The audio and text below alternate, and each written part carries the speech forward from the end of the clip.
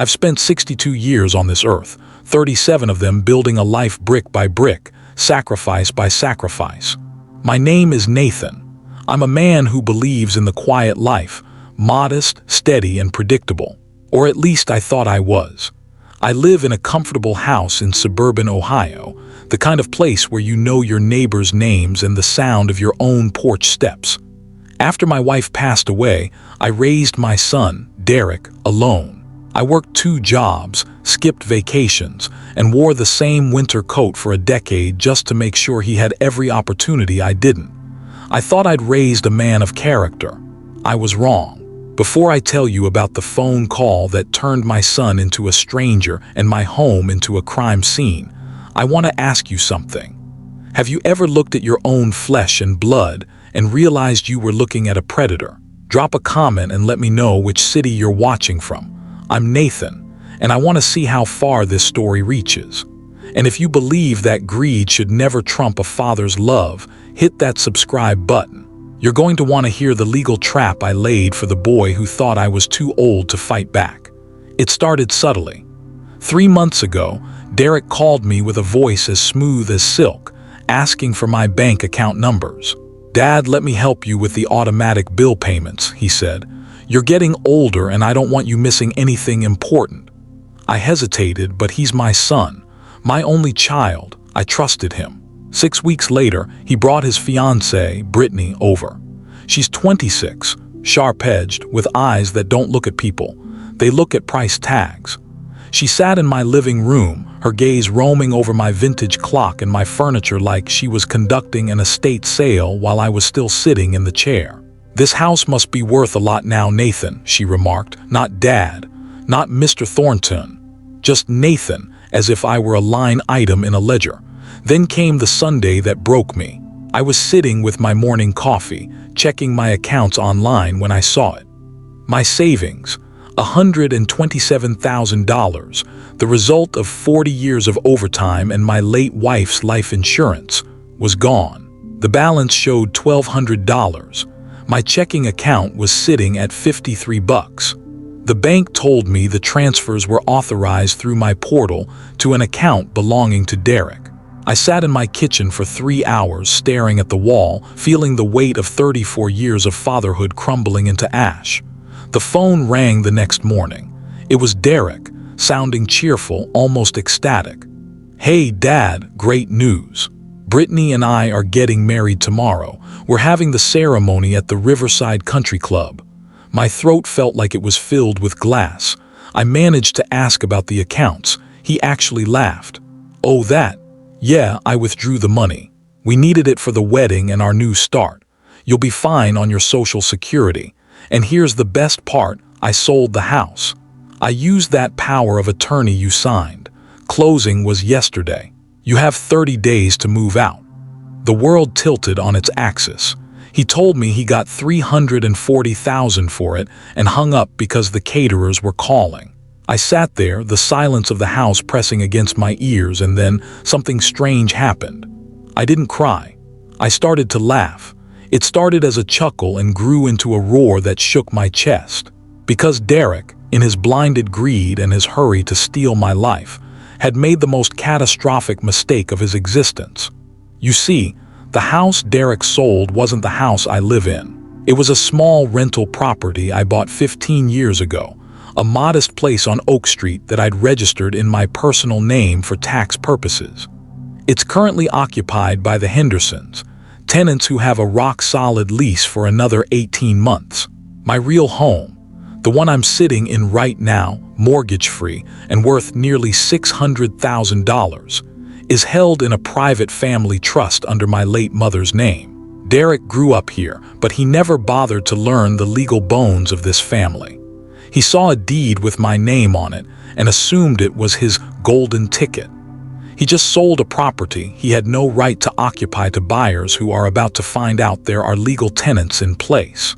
He's looking at fraud charges, breach of contract, and a mountain of lawsuits. As for that power of attorney he mentioned, I never signed one. Whatever he showed that title company was a forgery. I'm Nathan, and my son thinks he's left me with nothing but a Social Security check. What he doesn't know is that I spent 20 years working in legal administration before I retired. I know exactly where the bodies are buried in a contract.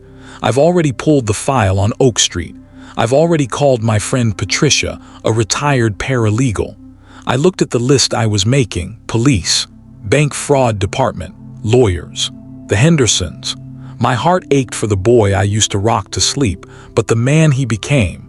That man is a stranger who tried to leave his father homeless. He wanted a wedding at the country club. Well, I'm about to give him a reception he'll never forget. I decided then that I would give him exactly one chance to be a man, one chance to show me he was still my son, and not just the parasite who had laughed while bleeding me dry. At 9 o'clock sharp, I was on the phone with the bank, my voice steady even though my chest felt like it was being crushed by a hydraulic press. "I need to report fraud," I told the representative. "Every penny of my life savings has been siphoned off." I could hear the pity in her voice as she promised a full investigation, and it made my skin crawl. I didn't want pity. I wanted what belonged to me. Next, I called an old friend, Martin Green. He's an attorney who's known me since I was an apprentice engineer. When I told him the numbers, $127,000 in cash and $340,000 in fraudulent property sales, there was a silence on the line so long I thought the call had dropped.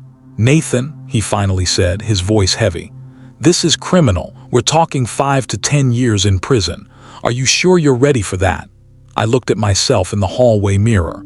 My gray hair was combed back, my shoulders were square. I looked like a tired old man. But beneath that, the architect was still awake, and I was looking at a structure that needed to be demolished. "I'm ready," I said.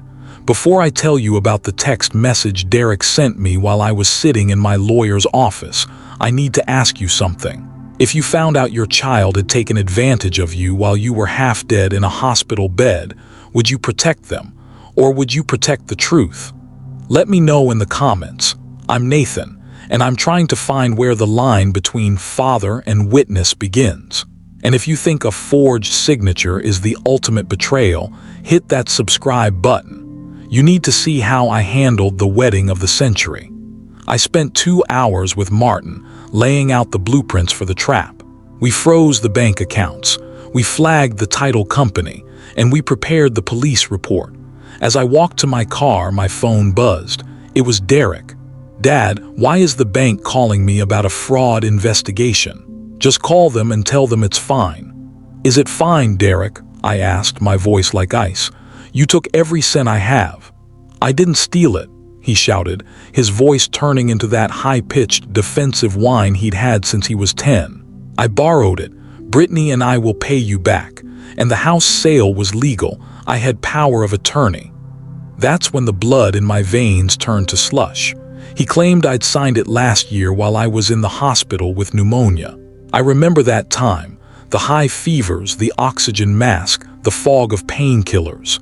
He had stood by my bed not to comfort me, but to guide my shaking hand across a line on a piece of paper I couldn't even read. I hung up on him. I couldn't breathe. That night my friend Patricia came over. She's a retired paralegal and she didn't mince words. "That bastard," she whispered, pouring us both a drink. Together we called the Hendersons, the tenants at the Oak Street house. They were terrified, thinking they were being evicted. I promised them they were safe, that the sale was a lie, and that I would protect them. The gratitude in Tom Henderson's voice, a man who actually worked for his living, made the betrayal from my own son feel even sharper. The next morning, the final nail in the coffin arrived via email from the title company. The notary seal on Derek's power of attorney was from a notary whose license had expired, and the dates didn't match the hospital records. It was a clumsy, greedy forgery. He hadn't just been desperate, he'd been calculated. Then came the text. "Dad, please come to the wedding today. I want you there." He wanted me there. He wanted me to sit in the front row and watch him marry a woman whose designer dress was paid for with my blood, sweat, and tears. He wanted me to smile for the cameras while I looked at a man who had left me for dead in a hospital bed. I typed back, "I'll be there." The Riverside Country Club was a sea of white roses and crystal chandeliers. It was expensive, showy, and hollow, just like my son. Brittany looked like $1 million, or at least like $10,000 of my money. I wore my best navy suit and played the part of the proud father. I smiled. I shook hands. I even toasted them with a glass of champagne that cost more than a week of my groceries. I let him believe he had won. I let him think the confused old man had been neutralized. I'm Nathan, and the reception was just getting started. But the guest of honor wasn't the bride or the groom. It was the truth. I stood in the front row of that country club chapel, watching my son promise to cherish and protect a woman who had helped him pick my bones clean while I was still breathing. Derek stood there in his tuxedo, looking like the man I thought I'd raised, but his eyes were empty of anything but the bottom line. When he saw me, he rushed over with a hug that felt more like a shakedown. "Dad, you came. I know things have been weird, but this is a fresh start for all of us." I looked at him, truly looked at him, and realized he didn't even see the crime. To him, stealing his father's life was just weird. Before I tell you about the moment the music stopped and the reality of prison started to sink in, I have to ask, have you ever looked at someone you loved and realized they weren't a person anymore, just a vessel for greed? Let me know in the comments. I'm Nathan, and I'm finding out that betrayal doesn't just break your heart, it changes your DNA. And if you think my son's fresh start was about to hit a brick wall, hit that subscribe button. You need to hear what happened when they barged into my living room 3 days later. The wedding was a blur of expensive champagne I couldn't taste and smiles that felt like paper cuts. Brittany approached me, her smile as sharp as a razor. "Nathan, it's for the best," she whispered, her hand on my arm like a predator. "You don't need that big house anymore. Derek and I can finally build our future." I just nodded, my phone vibrating in my pocket. It was a text from my lawyer, Martin. "Police investigation opened. Fraud charges prepared. Move forward." I looked at them cutting that cake, oblivious to the fact that the floor was already falling out from under them. The explosion happened 3 days later. They didn't knock. They pounded on my door, bursting into my living room like they owned the place. Derek was purple with rage and Brittany was a block of ice. "What the hell did you do?" Derek screamed. "The title company froze the money. They're saying the power of attorney was forged. They're threatening to press charges." I closed the door behind them, my heart steady for the first time in weeks. "It was forged, Derek. You had me sign papers when I was half dead with pneumonia. You took advantage of a sick man." Brittany stepped forward, the mask finally slipping. "This is ridiculous. You're old, Nathan. You can't manage your own life. We were doing you a favor." She actually laughed, a cold, ugly sound. "Everything you have should go to Derek anyway. We just needed it now." I looked at my son. "So that was it. Find a man with an inheritance and bleed him dry." "Don't talk about her like that," Derek roared. "She loves me." "She loves your bank account," I corrected. "The one you stole from me." Then came the threat, the one that made my blood turn to slush. Brittany leaned in, her voice low. "You drop these charges or we'll make your life hell. We'll tell the world you have dementia. We'll have you declared incompetent and rot in a nursing home before the month is out." Derek didn't stop her. He just stood there, looming over me. "I'm trying to be nice, Dad. Just tell them you made a mistake. Tell them you authorized it, or you'll find out just how difficult we can make things." I felt a flash of genuine fear, not of their lawyers, but of the monster I'd spent 34 years feeding and protecting. But I didn't survive 62 years by being a victim. I stood up, my voice coming out like grinding stone. "Get out of my house, both of you, now." "Dad, 5 seconds," I said. 1, 2, they left, Brittany spitting curses and Derek's face twisted in a way I'll see every time I close my eyes until the day I die. I called Martin the next morning. "Press full charges," I told him. "I want them prosecuted to the fullest extent of the law." I spent the next week in my garden, trying to find peace in the dirt and the sun. But the silence was broken by a phone call from Derek. His voice was different, soft, trembling, the way it used to sound when he was a little boy who'd scraped his knee. "Dad, can we talk? I've been thinking. I was wrong. I let Brittany get in my head. You're my father. I should never have." His voice broke into a sob. I sat there, the phone pressed to my ear, wondering if I was hearing the son I loved or the con man I just caught. "I'm Nathan, and I was about to find out if blood really is thicker than stolen water." Ready for the final confrontation. Because the apology was just the beginning of the real trap. Would you like me to tell you what happened when I agreed to meet him one last time, away from the lawyers and the police? I sat there in the silence of my living room, the phone pressed to my ear, listening to my son's voice break. "I'm so sorry, Dad. Please, can we fix this?" For a heartbeat, the engineer in me wanted to reach out and repair the bridge. I remembered teaching him to ride a bike, the way he looked at his high school graduation, the son I thought I knew. But I had learned my lesson about blind trust. I'm Nathan, and I've learned that a foundation built on lies can never be patched with a few tears. Before I tell you about the peace offering they brought to my door and the final mask that fell away, I have to ask, is there a point where a child stops being your responsibility and starts being a stranger you have to protect yourself from? Let me know your thoughts in the comments. I'm Nathan, and I'm navigating a map with no landmarks. If you believe that accountability is the highest form of love, hit that subscribe button. You need to see how I handled their Sunday morning ambush. "What exactly are you proposing, Derek?" I asked, my voice flat. He started talking fast, desperate. "I'll return the money, all of it.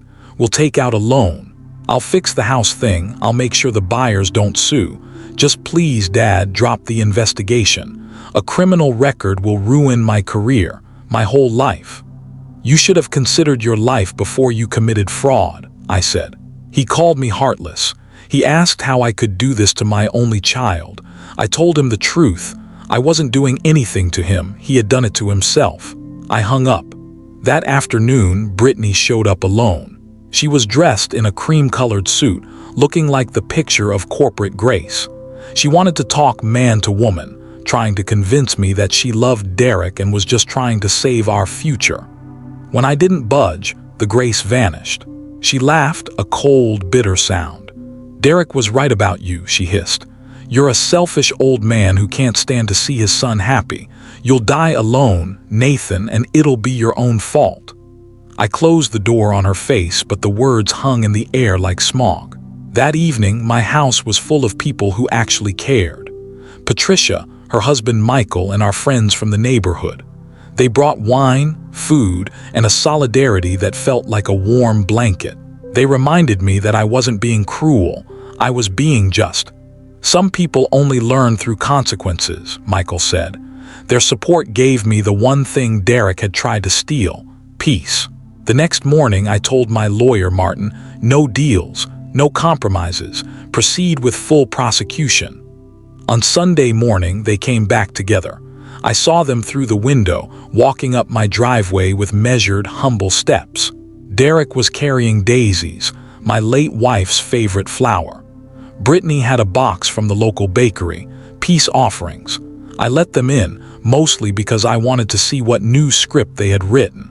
We sat in the living room, a vast canyon of silence between us. Derek set the flowers on the table. "Dad," he began, his eyes red as if he'd been crying. "We were wrong about everything. The way we talked to you. It was unforgivable." I looked at the daisies. I looked at the bakery box. And then I looked at my son. He looked so much like the boy I used to know, but I knew that behind that look was a man who had stood by my hospital bed and guided my hand to sign away my life. "You're right, Derek," I said quietly. "It was unforgivable, so why are you here?" Brittany leaned forward, her voice a practiced whisper. "We want to make it right, Nathan. We've brought the paperwork for a repayment plan. We just need you to sign one more thing to let the bank release the frozen funds so we can start paying you back." I almost laughed. Even now, at the 11th hour, they were trying to get me to sign a document. They weren't there for my forgiveness. They were there for my signature. The architect in me saw the flaw in their design immediately. "I'm not signing anything," I said. "The only place I'm signing my name is on the witness statement at the courthouse tomorrow morning." The transformation was instant. The tears in Derek's eyes dried up, replaced by a cold, hard stare. Brittany didn't even try to hide her disgust anymore. They realized the confused old man was gone for good. "I'm Nathan," and as I watched them walk out of my house for the last time, I realized that I hadn't lost a son that month. I had lost him years ago to a world of greed I didn't understand. I watched their car pull away, and for the first time in 62 years I felt completely, utterly free. The trial starts next month. My house is secure, my savings are being recovered by the state, and the Hendersons are still in their home. I might be alone, but I'm not lonely. Because I know who I am, and I know that I stood for the truth. I sat in that courtroom, 62 years of life weighing on my shoulders, listening to a man in an expensive suit tell a jury that I was a confused, lonely old soul who didn't know his own mind. My name is Nathan. I spent 4 decades as an engineer, calculating the load-bearing capacity of steel and stone. I know exactly how much weight a structure can take before it collapses. And as I looked at my son, Derek, sitting across the aisle, I realized he was the one who was crumbling. Before I tell you about the moment I looked my son in the eye from the witness stand and watched his lies dissolve, I have to ask, have you ever been told you were confused just because you finally decided to stand up for yourself? Drop a comment. I'm Nathan, and I've learned that the word senile is the favorite weapon of a coward. If you believe that a man's mind is his castle, no matter his age, hit that subscribe button. You need to hear how the confused old man fought back. The weeks leading up to the trial were a masterclass in manipulation. Derek and Brittany came to my house one last time, armed with daisies, my late wife's favorite, and a box of pastries. They offered me an apology that sounded like it had been written by a PR firm. They offered me $100,000 back, but with a catch. I had to drop the charges. Then Brittany played the ultimate card. She talked about grandchildren. She told me I was choosing justice over holding my own flesh and blood in my arms. It hit me like a physical blow. They knew exactly where my heart was softest. But as I watched Brittany's eyes flick to her watch and saw the way Derek's grip on my hand was just a little too tight, the engineer in me saw the cracks. They weren't sorry they hurt me. They were terrified of the consequences. When I said no, the masks didn't just slip, they shattered. Derek told me I was a vindictive old man. Brittany told me to rot alone. They stormed out and I threw those daisies in the trash where they belonged. Then came the courtroom.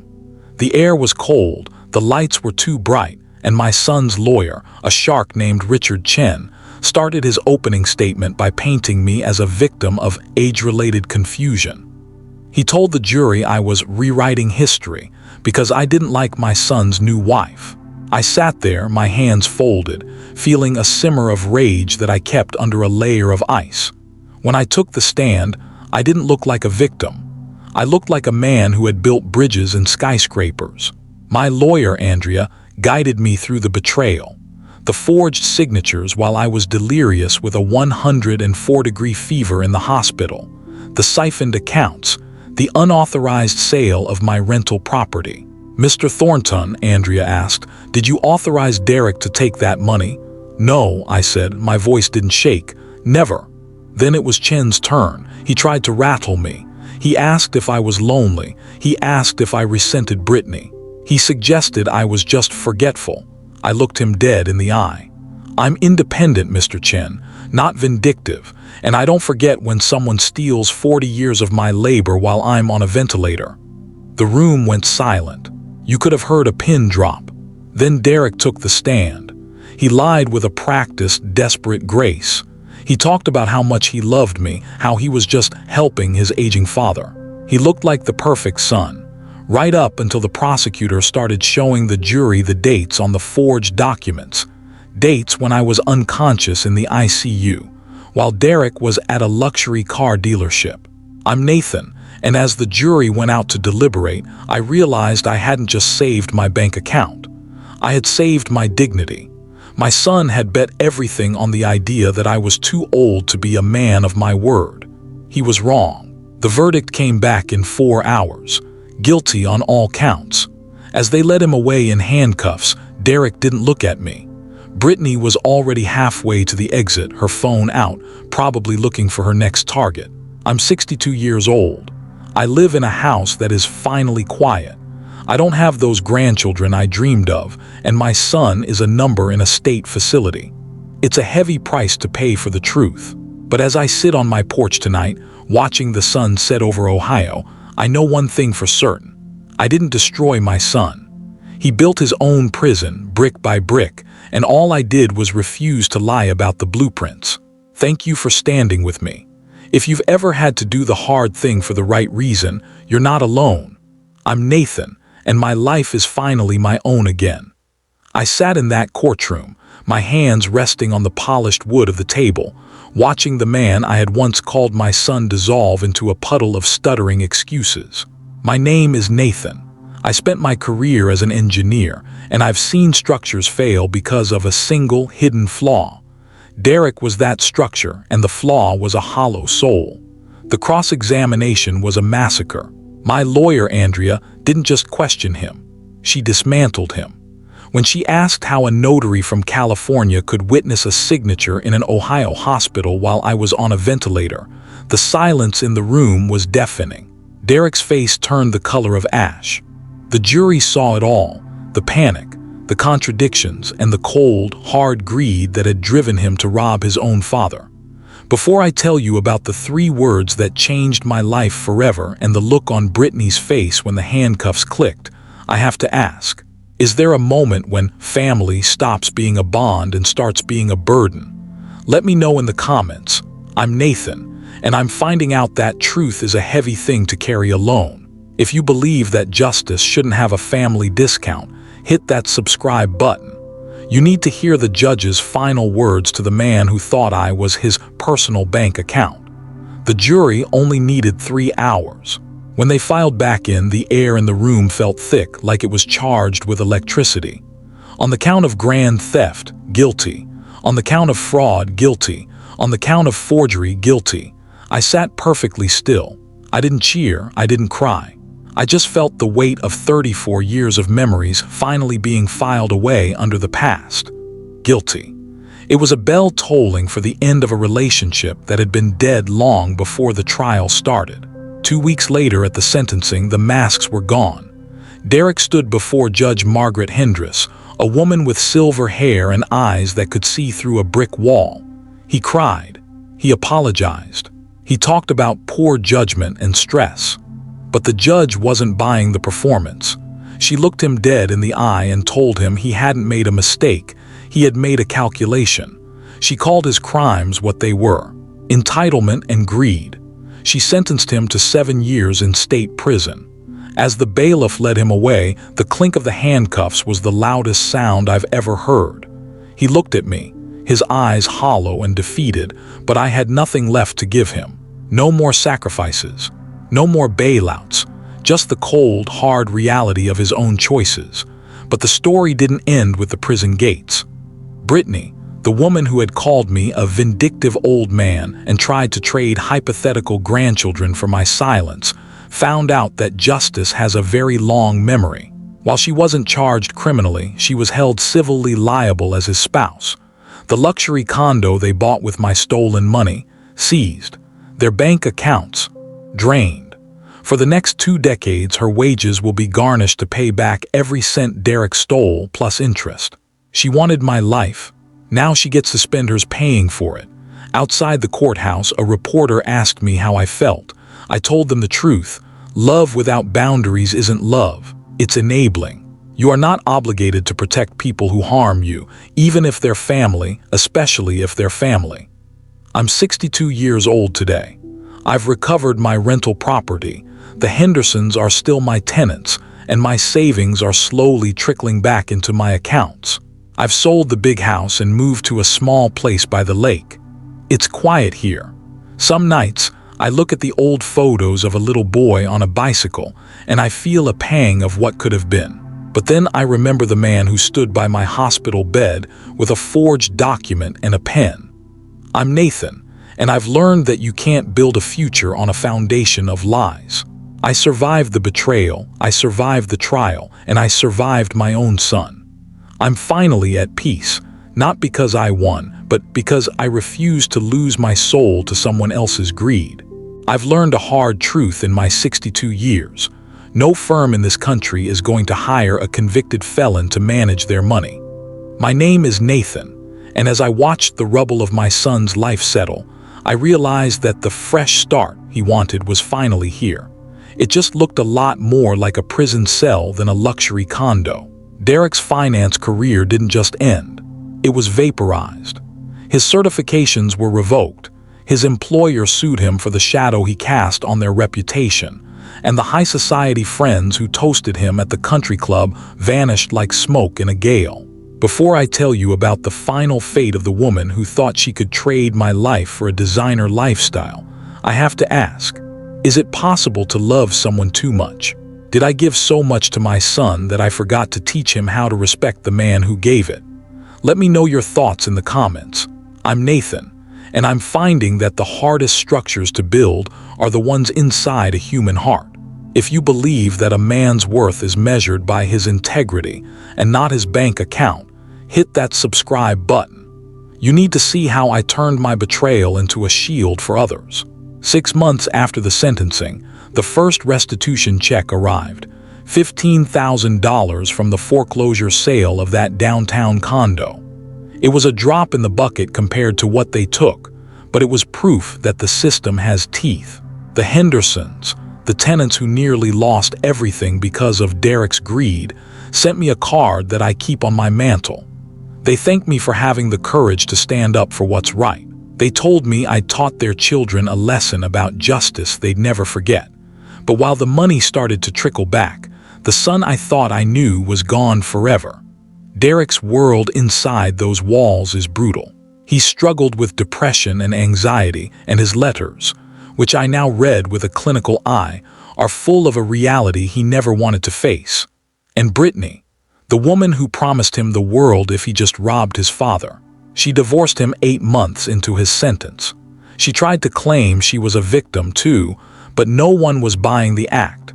She's back living with her parents now, working 2 retail jobs just to keep up with the garnishments on her wages. No more luxury galas, no more designer dresses, just the long, slow grind of paying back a man she thought was too old to fight. I realized something on my 63rd birthday, looking around a room full of genuine friends like Patricia and Michael. Derek was wrong. He told me I'd die alone, bitter and forgotten. But I'm not alone. I've started a consulting business helping other seniors protect their legacies from financial predators. My pain has been given a purpose. I've traveled to the places I always put off, Canada, Ireland, and for the first time in decades, I'm not living for someone else's expectations. I understand now what happened. I loved Derek so completely that I forgot to teach him how to love me back.